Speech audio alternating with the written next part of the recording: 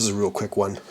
I have run into this problem with the X-H1 before, and it hadn't happened to the X-T4 yet, and it just happened today and I didn't realize it. And it's very frustrating, and I don't know what causes this to take place. But the way I shoot my Fujis, the X-H1 and X-T4 to be specific, is I use the dual card slots for a different purpose that a lot of people use. I like to record movies to one slot with the UHS-2 card, you know, the SD card that has extra set of pins that's faster. And then I record stills to the other slot. In the T4, it's actually slot 1. Actually, I guess for both of my cameras, it was slot 1 with the fast card for video, slot 2 for stills. And it seems like for some reason the Fuji, I don't know if it's when I have the card out sometimes or for prolonged period of time. I don't know what, it's a faulty design because you don't expect it. But it will for some reason start shooting everything to the slot 2. So I think it is taking the card out. But I always take the card out to, you know, transfer the files to my iPad or iPhone, mostly iPad.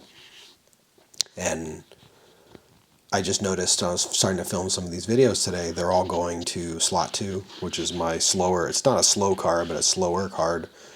Apparently it was still fast enough to be able to record 4K footage, but it's frustrating because it's an easier experience for me to have all the videos on one card, and then I just constantly am taking that out. And I typically, because it's just a lot of the YouTube videos and stuff, I'm putting them on YouTube for YouTube, and I don't even save the videos long term, so I just delete them from the card, and you know, end up deleting from my iPad later too. So I'm able to clear, you know, format that card quickly, and I don't need to keep those things. But now that it's mixed in with my stills, I have to, you know, go back through it. And if I have a lot of stills, there's way more files that have to show up as little, you know, thumbnails on my iPad when you're importing. And there's just a whole bunch of reasons. So I don't understand why it loses the setting. Is it like X amount of minutes of the SD card being pulled from the camera? I always turn the camera off, so it's not like I pulled the card while it was on. But why does it do that? And then it should at least warn you that it made the change, because it's frustrating. I don't necessarily always, I'm looking at the screen.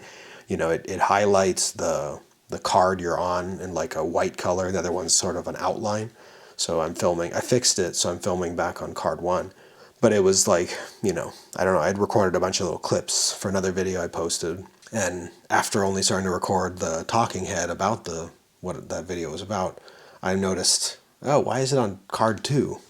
So now I have to go and take the other card out and move the files over. And I don't understand why Fuji has this problem. Seems like a glitch in this firmware or something. I think they need to fix this. If you have encountered this as well, curious your thoughts, or if you know some way around it. But I guess I just have to be a little bit more cautious. It's stupid. Like, it's definitely a defect of Fuji. Why does it not, even if it like reverts to one card when you pull the card, once it sees that card reinserted, it needs to be smart enough to remember your settings, and it should go back to how I had set it. So frustrating that I have to worry about this now. It's like one other thing to deal with.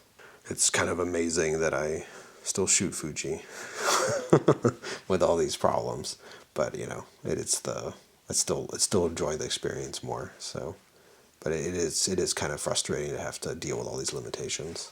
Anyway, I said it would be a short one. Hopefully this wasn't too much of a ramble. Later.